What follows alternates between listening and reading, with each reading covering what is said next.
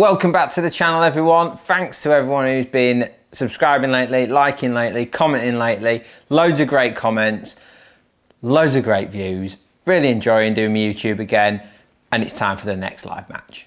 So this week's live match is at the Glebe. Now, it is the David Hall Memorial. Now, for people, the younger audience maybe don't know who David was. He founded David Hall Publishing, which is DHP, so the company responsible for Match Fishing Magazine, formerly Pole Fishing Magazine, Total Carp, just loads of great magazines over the years. And I forget when he founded the company or founded the sort of magazine empire, if you like. Certainly in the 70s, late 70s, something like that. Very much a pioneer of his game, like the media world that we're all in now. He was very much a pioneer of that. And no doubt if he'd still be alive today, he would be at the forefront of it still. He was just that way inclined. He was a fantastic guy. Meant a lot to me. Unfortunately, he lost his battle with cancer a few years ago now. But you know, without him, I wouldn't be sat here now doing this, because he was the reason why I ended up in the fishing industry. He gave me my first job in the fishing industry at Match Fishing Magazine, so it means an awful lot to me. So every single year, DHP run the David Hall Memorial, and it's one of those matches that I just absolutely love. It gets loads of people from the trade together. You know, we all work in this fishing industry, and it's quite a small, tight-knit sort of community, I guess. Everyone knows each other, but rarely do you get everyone in one place. And the David Hall Memorial's great. You know, you get some people past and present from the trade. You get David's friends, David's people that he works with, he used to work with or used to fish with. Just a real bunch of people, of former DHP employees. Just a real good mix of people, and we all turn out, try and battle it out for this brilliant trophy. It's actually it's Billy Lane. It's a beautiful trophy. It's one that I'm desperate to win. But fundamentally, we're raising money for Macmillan Cancer Care. So it's a great cause, and it's a great event, and also it's a nice chance to fish the Glebe, which is a brilliant fishery. It's one that's been very kind to me over the years. And yeah, that's the match we're on this week. Yeah, it was a really, really good day. So as I alluded to in my intro, the Glebe's a venue that's been quite kind to me in the past. I've won the AT Masters there individually. I've won the AT Masters there as a team. Before it was the David Hall Memorial, the DHP Cup, I've won that there, and I've been second a few times in the David Hall Memorial, and I've won some members matches there. It's just a venue that suits me. It's an aggressive venue where you can feed plenty of bait, and it's a bit of one of those venues where you've got to sort of work it out on the day and then make the most of it. And I'm quite good when fishing's like that. I'm quite good at that. So for this match, I actually drew peg 78, which is on pool 5. It's a pool that I've not actually fished before, but from recent results, it looked like it was a lake that was relatively on form. It's one of them ones that's a bit off the beaten track, as in there's no car park next to it. So I always think that those lakes don't get fished as much by the members or by, you know, people who are there fishing, because it's a little bit of a walk and whatnot. So this might sound weird, but the fish are often hungry in those lakes because they're not getting fed all the time. That's not to make it say it's easy, but it's one of those. I was sat there setting up thinking, it could be good this today. Now, I'd been filming with Sam Collett the week before, and Sam does really well there. So I had an insight into how the venue was fishing. He was catching a lot of fish at the time. And then also had a day out with Mick Viles and Darren Viles, his brother. Now, Darren is very much a newcomer to fishing. He's fished all his life on and off, but not with any sort of regularity, if you like. He's very much, you know, he goes pleasure fishing. He likes to go down to his local club water and do some fishing. But we sort of G'd him up to come and fish the match, because there's a pro-am element to this as well. There's half of the draws considered pro, the other half's considered am. At random, you draw it out, and then you're with an amateur. And it's not serious or anything, but it's just a nice little added incentive, if you like, to give yourself a chance of winning a bit of an extra prize. So we'd been as well the week before with Darren and Mick, trying to help Darren sort of get into the swing of things, because he's not really done any sort of carp fishing on the pole, certainly not recently. And obviously the Glebe is out and out carp fishing. So I actually managed to get on twice the week before, so I had quite a lot of information about what I would be faced with, which was really helpful come the day, because a few things that I learnt in practice actually worked on the day. But fundamentally, the plan was short pole with pellets, it's one of them methods you've just got to do at the Glebe. It could work. You might catch a few fish there, you might catch a load of fish there, you might only catch one or two, but it's one of those lines that can work really well. Top kitten 2, set up a 4x16 Fury for that. Nice strong kit, 022 main line, 020 hook length, an 18 kkh hook rather than a kkm. I prefer the extra strength. Green zip, which I found in practice to be an unbelievable elastic for that venue. It just works so well. I had the same kit for the long pole. It was a little bit deeper, 4x16 Fury again. So that was my two main spots, like short on the pole, long on the pole, 14 meters. And then I set up a feeder. Now, this is one of the things I felt like I would probably struggle on a bit. The feeder, I don't know, it felt in practice like the fish weren't revved up for it properly yet. And in hindsight, I'll talk about it later, I would have done something a little bit different on the far bank.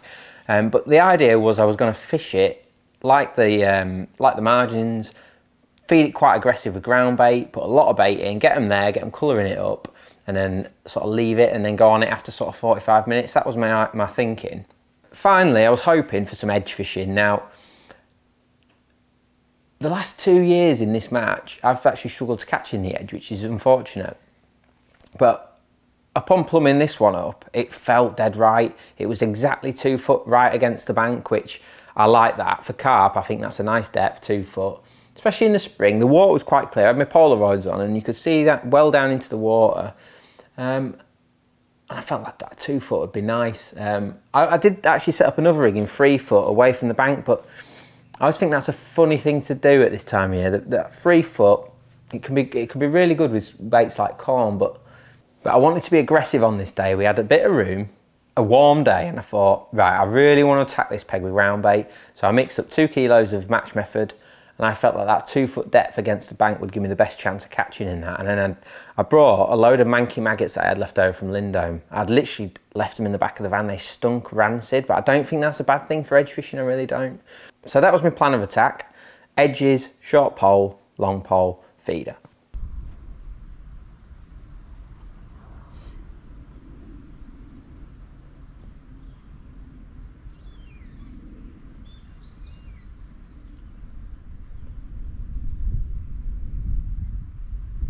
So as you can see, I've been fishing for a few minutes now and I started on the short pole, top kitten 2.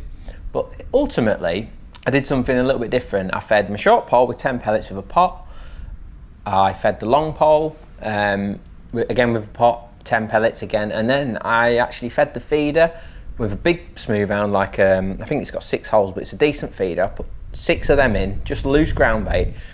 My theory was, it didn't look like the anglers around me were going to fish the feeder, so I felt like if I can win that area, if that makes sense, put a load of bait in over there, or a decent amount of bait in over there, I could get a bit of a flurry of action. So I decided to do that. Rather than starting on the feeder, I thought I'm going to start on the pole and let that feeder sort of develop on its own, gather some fish. So with that done, I'm on my short pole and I'm fishing dead tidy. I'm fishing just 6mm hard pellets on a band, feeding like 5 or 6 pellets and just sitting until I get an indication. And it took ages. I could see the lads down the other end. Robbie Griffiths, my old mucker Robbie, was down the other end, and I could see him. He caught fish before I'd even finished feeding my bait on the feeder. So, and I'm sat there thinking, this might not go. It might be one of them days where it doesn't go.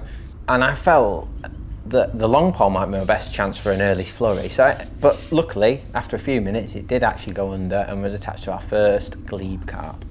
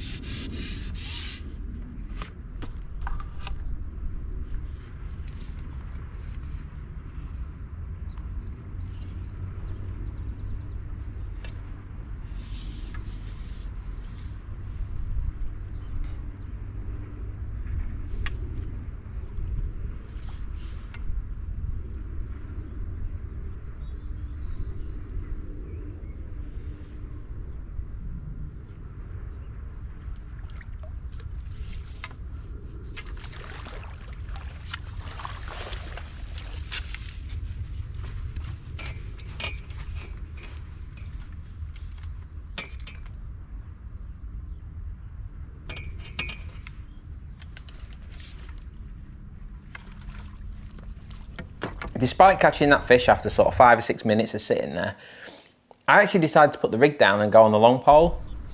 It's hard to explain this. Why you must be thinking, well, why have you come off it?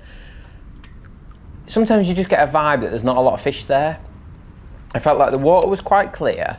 It was a warm, muggy day. The thinking about spawning, it just didn't look right to me. Where I was, there wasn't a lot of wind at the time. It just didn't feel like I was throwing. Normally, when you throw pellets in, you get little knocks and little signs, and I wasn't getting any of that. I do it sometimes just as a tester. Throw like 2 pellets at my float and just see if I get an indication. It wasn't happening. And I'd been pinging an odd pellet long. And I thought, do you know what? I might get a better first hour fishing out there. So I baited up with a 6mm, went out there, and it didn't take me long, like 2 minutes sat there, been patient, and I caught my first carp on a long pole, which proved to me what I was thinking. It was happening much quicker out there.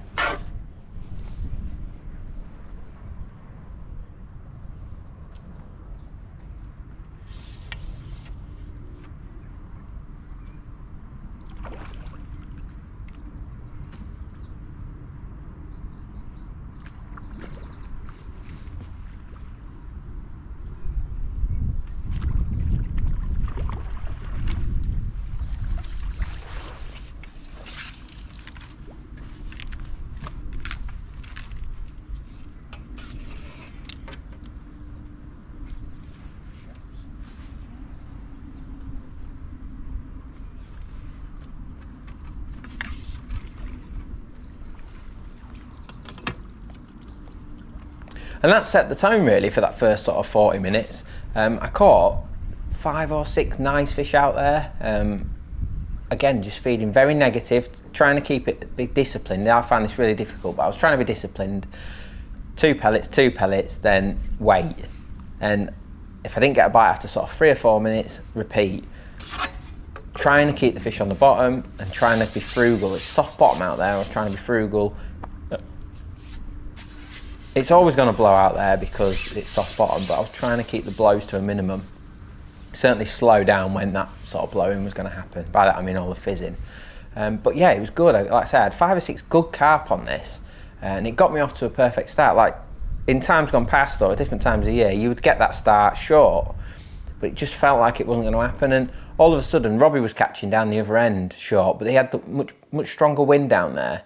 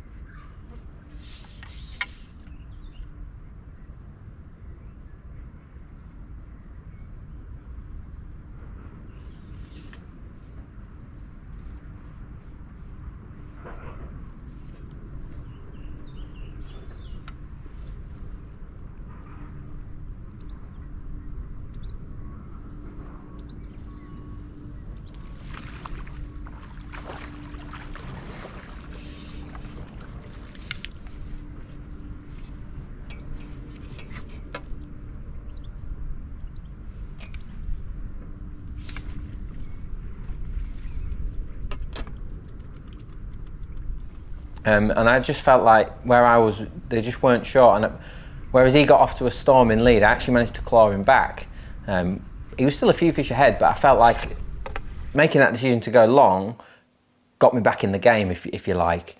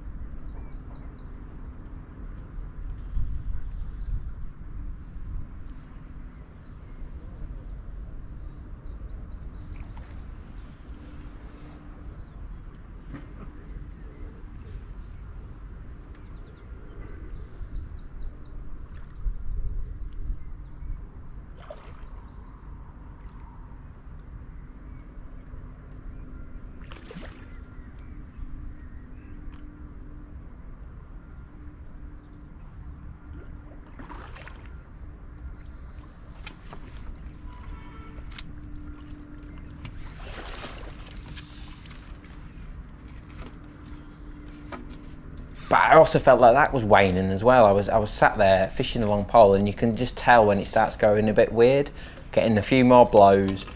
It was starting to get a bit weird the more fish you catch. And I was speaking to Sam. He's noticed the same. Like a few times he's been fishing and starting on a long pole and whatnot, and it's really good for like 45 minutes, and then it just dies a death. What that is, I don't know. Whether you just catch those fish that are happy to feed in that depth, whether they start pushing out a bit more, who knows. But for some reason it was slowing up and I needed to change. So my next port of call was to go on the feeder. Now I could actually see a bit of colour coming up where I chucked those feeders in. So we're about 50 minutes in, an hour in, something like that, and I'm on the feeder. I've not topped it up or anything like that. I could see there was some fish there. So I went in with a 4-hole smooth hound, nice feeder. 20 grams got me there nicely, and it went in with a lovely plop. And I baited with 3 maggots to start with on a 12, so big hook. Chucked it in, picked up my water for a drink, and it went straight round.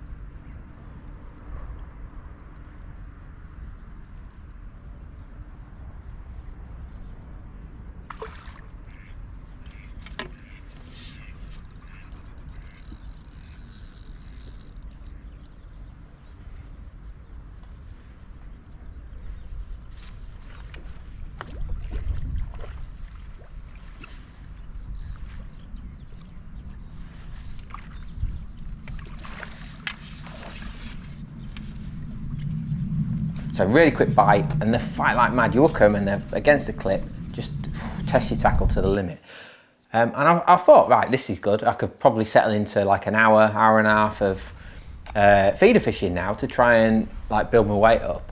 But it was hard work. Like that first fish was a bit of a false dawn, a bit of a mugfish maybe. It became obvious pretty quick to me that it was going to be hard fishing on the feeder. Again, I felt like the water might just be a bit too clear at the moment. Certainly on that lake. Anyway, but I persisted, because oftentimes what happens at the Glebe, you'll chuck, like I'm doing 90-second casts at this point, so I'm chucking in. Basically what I do, I wait for my line to sink and then reel in as soon as my line's sunk. And I'm waiting for that, and I'm in and out, and I'm in and out, and I'm in and out, and it's taking like 8 or 9 casts before I was catching a fish. And catching okay, but you know when you get a vibe that this isn't the answer, this isn't how I'm going to win today. So I'm fishing feeder hard, I'm trying to make it work, I'm the only one over there, and it's just not happening. So I needed another move. So pellet, pellet, pellet colory pellet.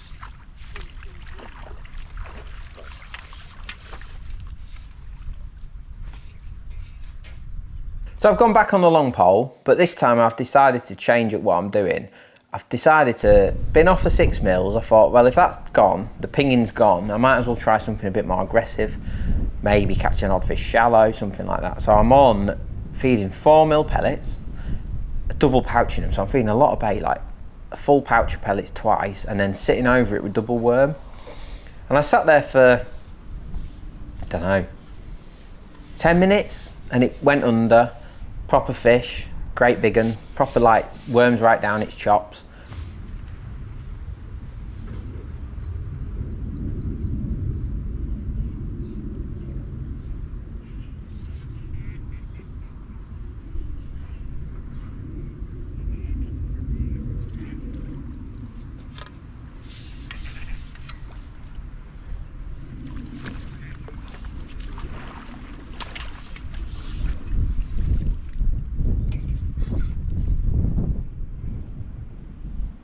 Really, really nice start, and I'm thinking, right, if I can just plug away on this, it's probably a little bit more reliable than the feeder and a little bit calmer, less frantic. I've gone out again, caught a lovely bream, sort of 2.5 pound.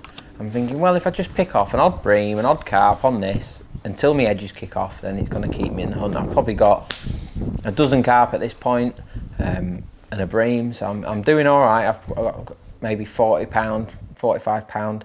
And then the wheels sort of fell off a little bit, really. The worm I felt like there just wasn't any fish prepared to go down. Whether the fish were unhappy, we'd had a bit of rain the night before, it was still cold nights, whether they just didn't want to be in that deep water, I don't know. There's probably a few reasons why it wasn't quite happening for me. But I'm sort of stuck, really. My short pole isn't working, obviously, you could just tell. It's too early to go in the edge. My feeder's hard work, and then the long pole's not really happening. So I'm sort of looking at snookers. Down the other end, I can see Jason Weston on peg 85 in the corner. He's catching fish steady down the edge. I can see Robbie alternating between the edge and short pole, and he's catching well. I'm way behind these two at this point. I'm thinking, I could be up for a bit of a hiding here if I don't pull my finger out. So I'm swapping between feeder and long pole, just trying to nick fish. I could nick an odd fish on the feeder, but they were quite small, and the long pole was just wasn't happening at all. So we're nearly halfway through, and I've got 50 pound, something like that, and I'm looking, thinking I need something to happen here, otherwise I'm doomed.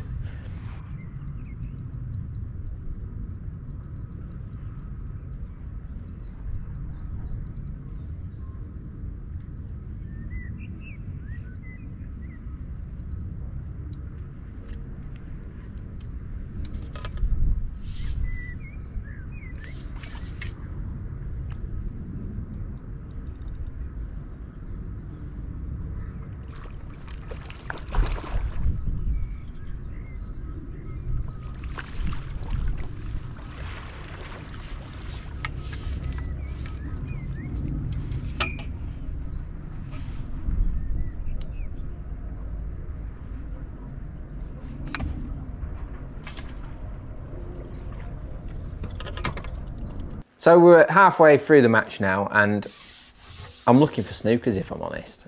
This might sound odd when you've got 50 pound in your net, you're having a good day, but I can just see Jason and Robbie like surging ahead of me, and I'm thinking, right, I need to gamble. I noticed that they're catching in the edge, but I felt like maybe the wind had pushed some fish down there. Maybe it was just one of those days where they wanted to be down that end of the lake. Either way, I'm sat there thinking, I've got to gamble here. If I want to win this match, I've got to gamble. I can't let them get any further ahead. So I decided to feed both edges. Now, the left-hand one, I thought I'll hedge my bets a little bit. I'll feed in 3 foot of water with pellets and corn. And then on my right-hand one, I fed 2 pots of ground bait and a decent handful of dead maggots. Like, I thought, well, I might just get an odd one until the last hour. Anyway, I went back on the long pole. I actually got a big bream on the feeder randomly.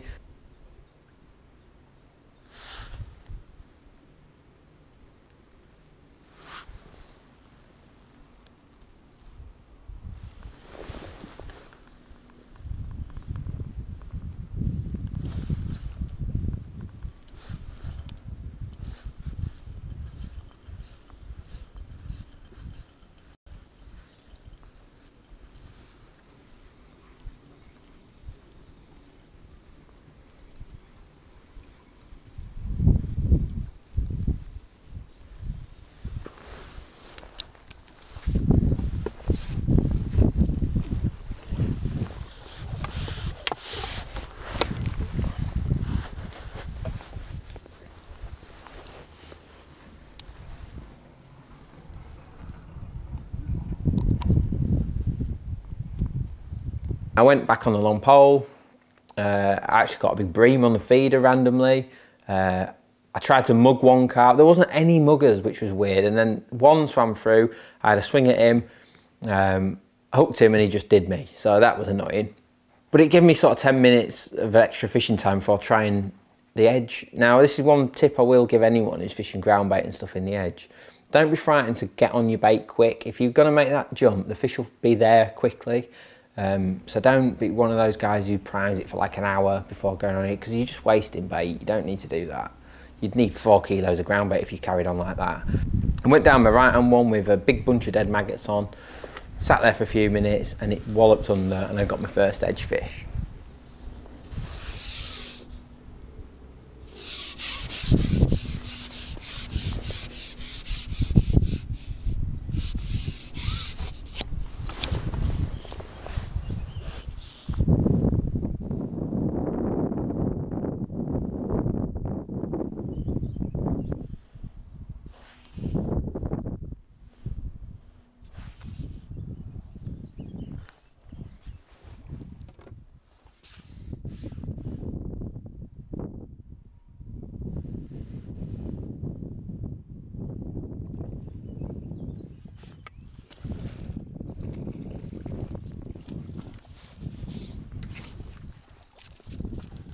Now sometimes you get a vibe that the fish isn't the only one there, if that makes sense. Sometimes you go down the edge and you wait for ages and then you get a wallop under and you feel like one fish has come in. But this didn't feel like that. It felt like there was a few fish there, and I'm looking at my watch thinking, and I'm looking at my phone thinking, well, I've got over 2 hours to go here and I've just got my first one in the edge. I'm well behind Robbie and Jason at this point, and I'm thinking I need £200 possibly to win. I've got £50 in my net. I've just got my first one in the edge. Could it be game on?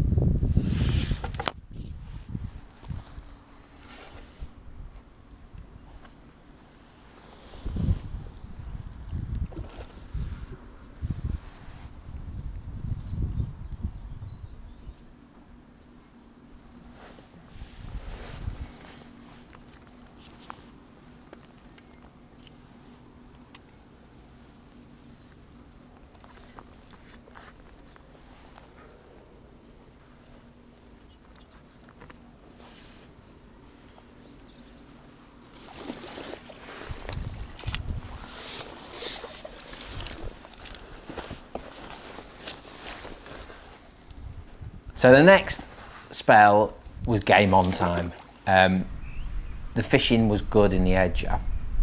The left hand one, I've decided to move into shallow water and feed that aggressive with ground bait too. And it was just a case of trying to make the most of this. There was obviously a lot of fish feeding, they'd come in, and I was just trying to make the most of it. I started off with a green zip on both rigs, both sides, sorry, but I soon was in my bag and then getting the blue one out, the heaviest one. And that was a bit of a turning point really. I was using a size 12, B911 extra strong, really nice hook, 020 hook lengths, 4x14 Fury in the edge, 2 foot deep, simple bulk, fishing a little bit over depth. And as soon as I put the blue on, it was just allowing me to get the fishing much quicker. I want to do a video about heavy elastics because I've never been a heavy elastic guy, but recently I've been playing with it a lot, and there's definitely a knack to it, how to use it and not lose fish and stuff. So I want to do a video on that. That's for another time. But it was amazing fishing, it really was. And I actually found that changing to a double worm was better. Switching to double worm, it seems to pick out the bigger fish. So what I was doing, I was flicking it down the slope and dragging it up into the cover and waiting. I had the Preston Pace pot, which is a big pot. I was using that as my sort of cad pot. So I was putting a proper amount of bait in each time, and actually I put 2 on my pole at some times just so I could feed a lot of bait. I was trying to recreate basically what happens at the Glebe. Every time you put the big pot on, you dump it in, fish come straight into it, and they must eat it so fast or waft it away or whatever happens that by the time you've taken your pot off, give it a few minutes to settle or whatever, gone on it, the bait could be gone. So I was trying to almost recreate the big pot scenario every time, and it was working really well, and I'm absolutely flying at this point.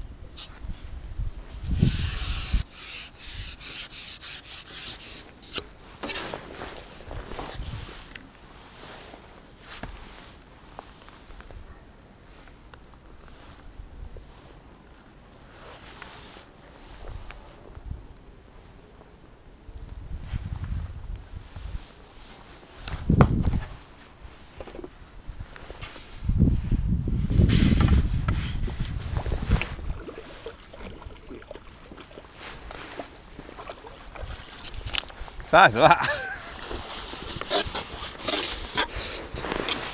Oh, Jesus Christ.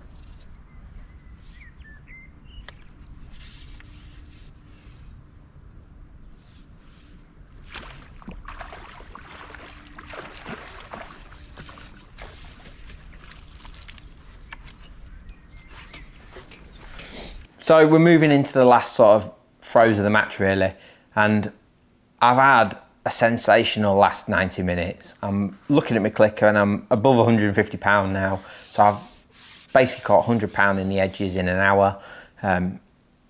It's just been fantastic fishing. I've used that strong balanced tackle that's allowed me to get the fish in quickly. You'll see from the footage, I don't pull their heads off or anything. It's just the fact that the tackle's right, it's tiring the fish out, and it's allowing me to land these glebe, hard fighting glebe fish quickly.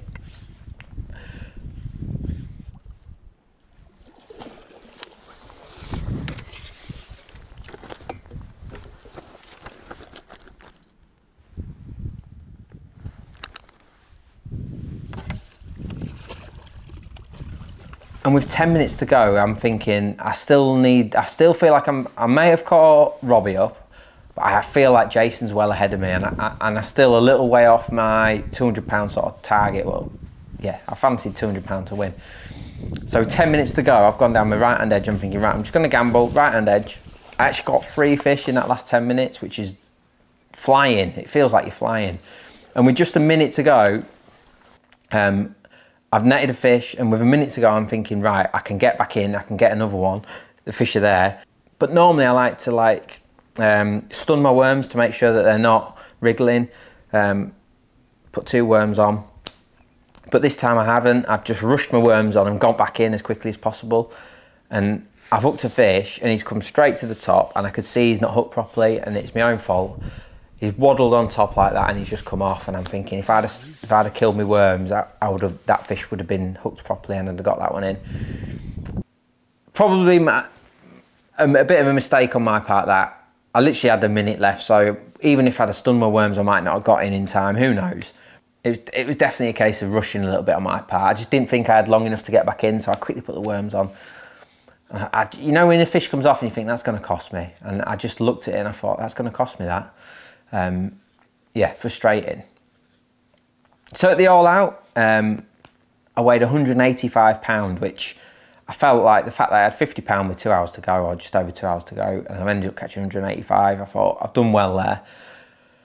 I've clawed it back. I got down to Robbie. Robbie had 160 odd, and Jason had 170 odd.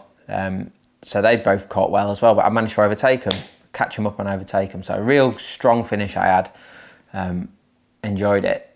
And I felt I might have a chance of winning with that. But then I heard that Jim Hall had 193 pound, 192 pound, so £7 off. That carp that I hooked last chuck in, that came off, that winked at me as he came off, could have been the one that had won me it. Very frustrating. But then I've lost an odd one on the feeder, I've lost the odd one on the, I've mugged that one that's come off, lost an odd fish here and there, but generally I've had a really good match. I've felt like I've made good decisions along the way, and then I've made the most of the fish when they've been in the edge, so can't be too hard on myself. I felt like it was a good comeback to catch over 130 pound in an hour and a half, 2 hours is some going, so yeah. Hard one to take that though, getting so close again. That's the third time I've been second in this match. And when you think, you know, guys like Desley, Kerry, Matt Godfrey, Frankie, Jim Hall, you know, real top Rob Wotton, real top guys fish this match. To come second 3 times is good, but obviously I really want to win it. So I was just a bit like, oh, frustrated. But there you go.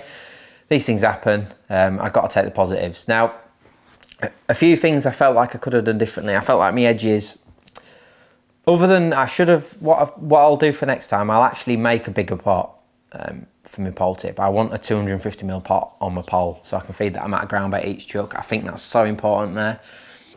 I think I put too many dead maggots in. I think it was confusing matters. There was certain times when I was getting like a few like weird indications and stuff. So yeah, I've got that on the back of my mind as well. So I think it was a real good comeback, but there's a few things that I would have done differently. I would have definitely set a waggler up. I feel like the fish were on that feeder line, but I couldn't catch them on the feeder because it was too much commotion. Whereas if I'd have chucked a waggler over the top, I might have caught a few extra fish. So that might have got me across the line in that middle bit of the match when it was tricky. A 6 or an 8 gram waggler chucked over there and fished on the bottom might have just caught me another half dozen fish. I'm almost sure it would. So definitely next time I'll be setting some waggler gear up. So great match, great cause. I won nearly 300 quid because I was second in the pro-ams as well. So a really good day out. Put a nice little amount in the bucket for Macmillan Cancer. Yeah, brilliant day. Always a good day at the Glebe. And we'll see you again on the next one. Don't forget to like and subscribe, comment below, and we'll see you again on the next one.